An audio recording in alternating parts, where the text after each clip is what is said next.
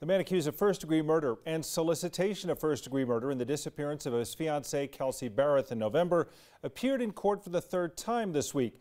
Patrick Frazee will now have access to at least some of the information that police and prosecutors believe implicates him in the murder of Kelsey Barrett, who was last seen on Thanksgiving Day. The arrest warrant affidavit is still sealed from the public, but Frazee and his attorney will now be able to discuss that information together. Prosecutors saying this is an ongoing case and that the police work done this week, like reaching out to possible witnesses and continuing to gather evidence, makes them comfortable now with Frazee learning at least some of those details in the affidavit. Prosecutors would not offer any more information about their investigation or whether more charges are expected against other people in this case.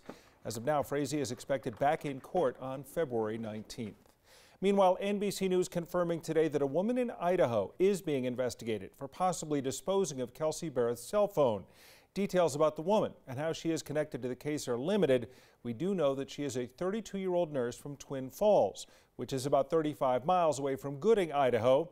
That's where investigators previously said Barrett's cell phone did ping on November 28th. Barrett herself was last seen while shopping at a Woodland Park Safeway store with her daughter on November 22nd.